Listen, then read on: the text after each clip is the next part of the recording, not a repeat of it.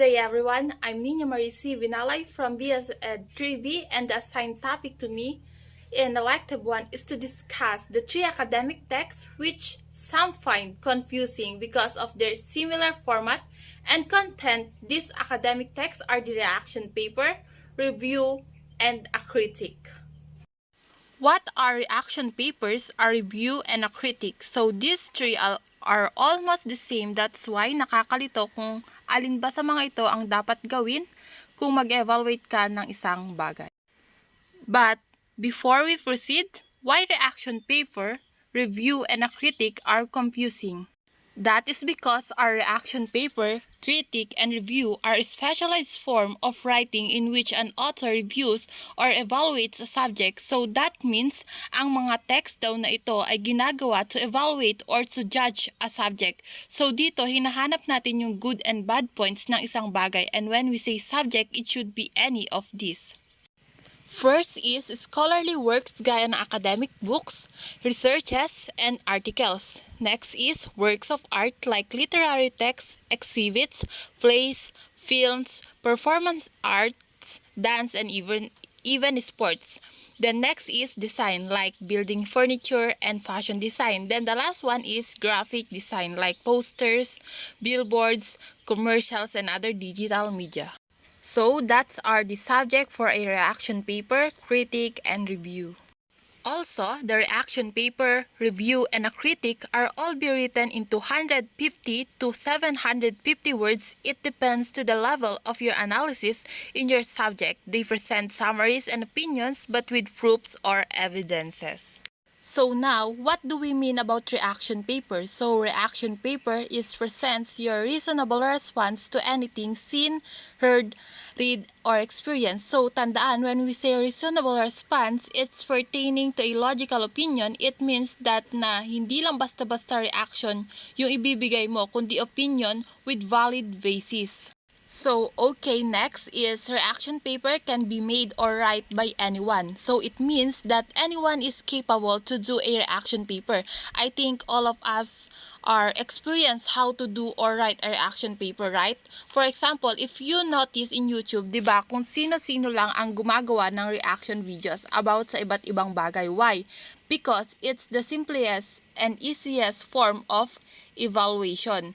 Next, also, in terms of content, the reaction paper is focused on personal appreciation of the subject. It means that as a reactor, nagustuhan mo ba yung subject or what do you like most about it, like that.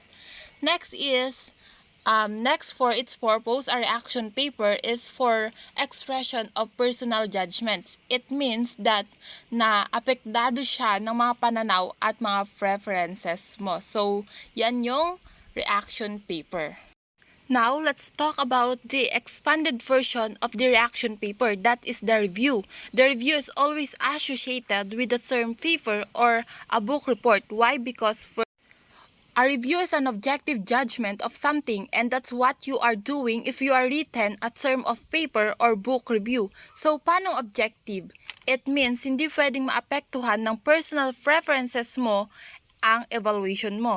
A review focus on highlighting the good and bad points. Why? Because focus on the review is to give an audience an informed judgment of this subject. It looks like worth it ba itong subject na ito for their time and for their money. That's why the review is made by knowledgeable people of a field. So where the subject belongs to, and they call them as a reviewer. Like for example, manonood ka ng isang content sa YouTube. So ang content is about to their reviews about makeup, foods, gadgets, or anything. So, ang reviewer is knowledgeable in that industry. Meron ding tinatawag na movie reviewers kung saan they have a specific person who are able to watch the movie first bago ito ilalabas sa mga cinema. So, bakit nga ba to ginagawa? That's because to give their evaluation if maganda ba talaga yung movie or kung worthy ba ito na panoorin sa sinihan. So, that's the review. So now, let's move on to the critic. So critic is the most academic and most elevated evaluation among the three. It means, eto daw yung pinaka-objective at may pinaka-malalim na analysis ng isang subject. Why? Because a critic is made by experts of the field. Kung sa reaction paper, kahit sino ay pwedeng gumawa nito sa review basta knowledgeable ka sa field na iyon, pwede kang gumawa. Dito sa critic, only the experts lang ang tanging gumagawa nito and we call them as critics.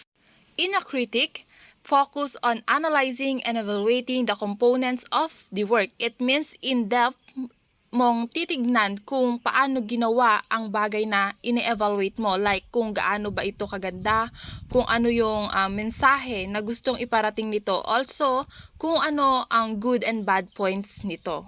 And last, for the purpose, a critic is usually made to provide direction for future improvements of the subject.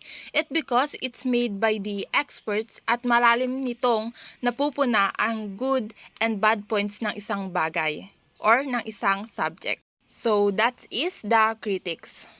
So that's all. Again, a reaction paper, review, and a critic are almost the same. They briefly summarize the topic and then evaluate it as per their differences. Just remember what we discussed.